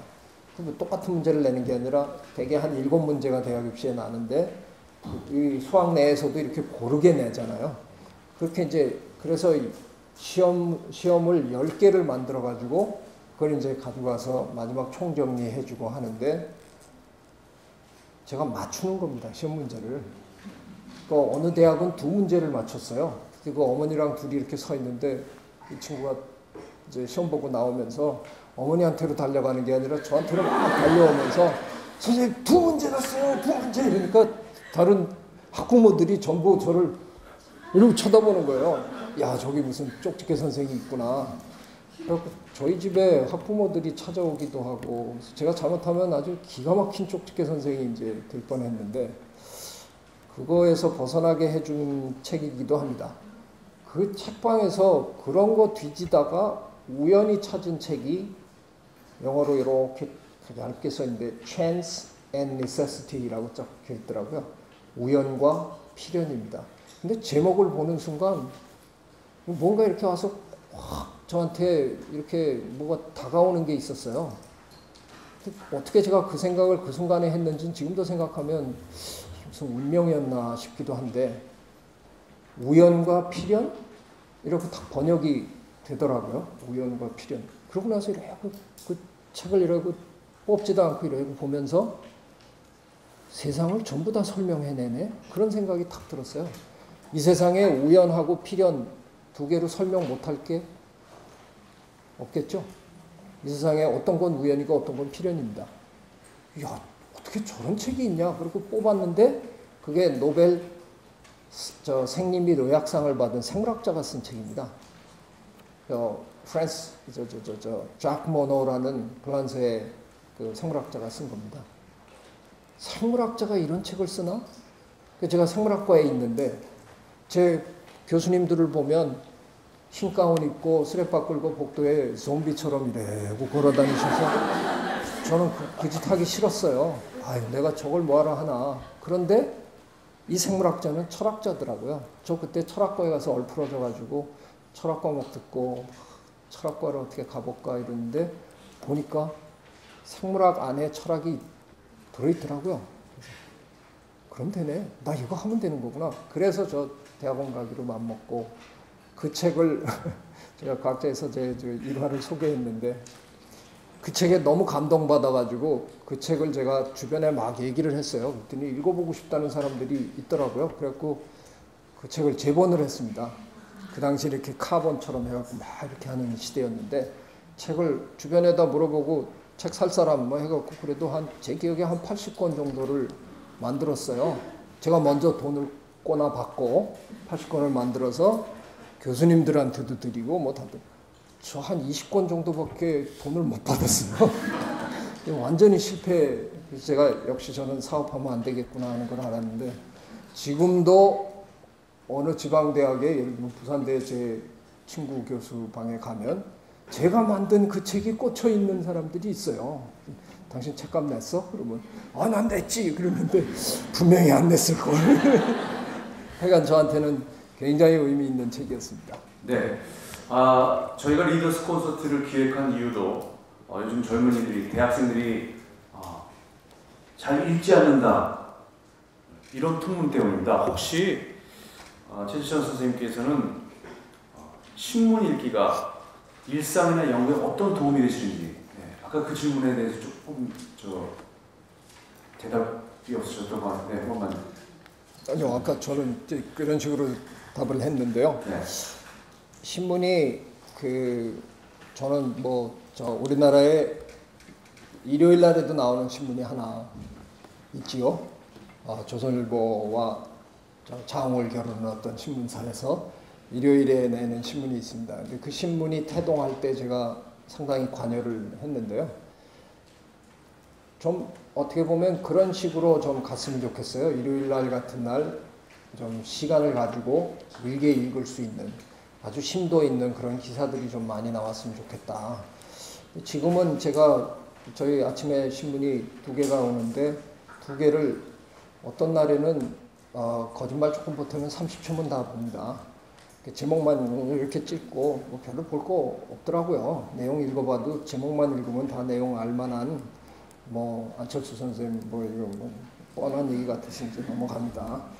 당연히 안철수 선생님 이러고 이제 넘어다니는데 그 일요일 신문을 쭉 이렇게 읽으면서 이렇게 깊이 있는 기사가 많아지면 어떨까 이런 생각을 이제 많이 했는데 어느덧 예를 들면 조선일보에도 그 점점 그런 좀 상당히 깊이 있는 기사들이 좀 많이 생기더라고요. 그래서 사실은 저도 신문 기사에서 뭐를 얻는다는 건 그렇게 뭐 큰 기대를 하지 않고 살았는데 최근에 와서는 뭐 최근에 지난 한 몇 년인데 어떤 건 읽어보면 정말 그 어떤 한 분야라든가 그 한 주제를 굉장히 짜임새 있게 잘 전달한 그런 것들을 종종 이제는 봅니다. 그래서 대한민국의 신문 기자들도 굉장히 공부들을 많이 하시거든요. 그래서 참 좋아지고 있구나 하는 걸 느낍니다. 그래서 신문 기사라는 게 그렇게 그 쓸모없는 게 전혀 아닌 거구나.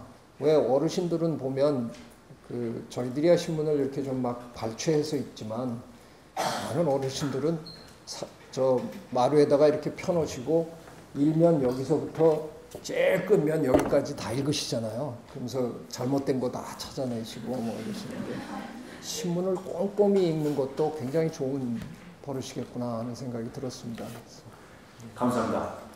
자, 저쪽, 네, 손 드신 검은 옷 입으시고요. 네, 반갑습니다.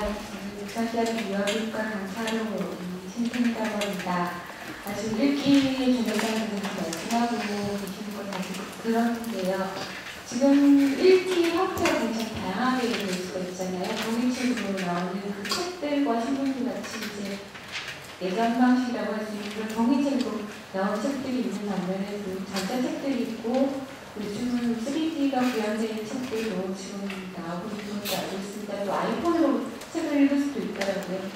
읽기가 참 많이 중요한 거지만 그 읽는 방식이나 스타일에 따라서 독서로에서 전달되는 감성이나 문화 같은 것들은 굉장히 다양할 수 있고 다를 수 있다고 생각합니다. 근데 교수님께서는 무조건 읽기라는 어떤 형식이든지 다 맞다고 보시는 것인지 아니면 그 읽기 전달 형식에 따라서 달라질 수 있는 부분들에 대해서 어떻게 생각하시고 만약에 그것이 우선순위라는 읽기가 참 곤란하지만 보는 것은 다를 수가 있지만 그런 순위라는 게 있다는 일종의 그 대학생이나 현대를 살아가는 지금 목자들한테 권하시고 싶은 어떤 유형 읽기가 있다면 말씀을 해주시면 좋겠습니다. 참 어려운 질문이십니다. 과연 종이책을 완전히 다 몰아내고 전자책이다 할 거냐? 많은 분들은 그러지는 않을 것 같다고 그러세요. 그러면서 2개가 다 공존할 텐데 예를 들면 저도 상당히 오랫동안 예전에 학술지가 배달이 되면 학술지를 보고 읽던 습성이 있어가지고 이게 인터넷에 이제 논문들이 다 오는데 그걸 기어코 프린트를 해야 되더라고요. 이게 종이 낭비에 뭐 한데 그 프린트를 해서 보지 않으면 안 읽혀요, 화면에서는. 근데 이게 몇 년 이제 화면에서 읽다 보니까 요즘은 전 이제 바뀌었습니다. 그래서 화면에서 그냥 읽는데요. 그래서 제 개인적인, 그러니까 뭐 제가 정확하게 미래를 이렇게 판단할 수는 없지만 제 개인적인 그냥 느낌으로는 전자책이 앞으로 상당히 커질 것처럼 저는 그렇게 생각합니다. 그렇다고 해서 종이책이 없어지지는 않겠지만 아마 상당 부분 전자책으로 가지 않을까. 왜냐하면 종이책이 하지 못하는 걸 전자책이 할 수 있는 게 사실은 굉장히 많거든요. 근데 지금 현재는 그런 게 그렇게 대단하게 안 보이지만 앞으로 그런 게 사람들에게 매력으로 다가가기 시작하면 판도가 확 바뀔 수 있습니다. 저는 사실 한 12년 전에 제가 교과서를 하나 써달라고 누가 하도 그래서 쓰긴 써야 되는데 그러면서 그 양반이랑 얘기하다가 제가 아이디어를 막 내놓은 게 그때 이미 전자책 얘기를 제가 좀 했었어요. 교과서 그거 뭐 생물학 교과서 이렇게 두꺼운 거 내봐야 그거 애들이 가방에 넣고 다니기도 싫어하는데 뭐 책값은 얼마나 비싸냐. 원서 사라 그러면 학생들이 안 사요. 원서 한 뭐 저 6만 원 막 이러면 안 사요. 어느 날 술 한잔해서 10만 원 날리면서 그러면 원서는 죽어도 안 살라 그래요. 근데 그렇게 너무 두껍게 할 필요가 뭐가 있을까. 웬만한 정보는 다 인터넷에 넣어놓을 수 있는데 그래서 그때 제가 뭘 아이디어를 내갖고 그 사람한테 했던 얘기가 사실 책은 좀 얇고 이렇게 하는데 내 컴퓨터 켜놓고 앞에서 책을 읽으면 그 키워드들에 거기 가서 제가 그 키워드를 건드리기만 하면 그게 내 컴퓨터에 그 내용이 쫙쫙 떠주면 좋겠다.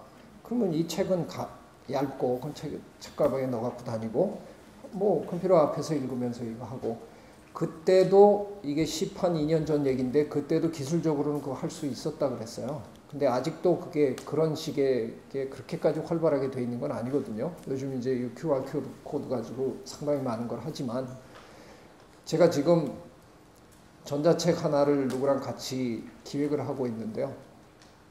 도감을 만들기로 했습니다. 근데 도감은 진짜로 전자도감이 훨씬 나을 거거든요.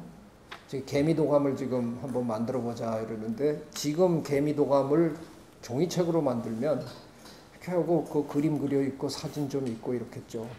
근데 이걸 전자책으로 만들면 그 개미가 화면에서 돌아다니고 인터랙션 하는 거 다 보고 저 3D로 개미의 얼굴로부터 뒤 쫙 보고 이건 상대가 안 되는 거죠.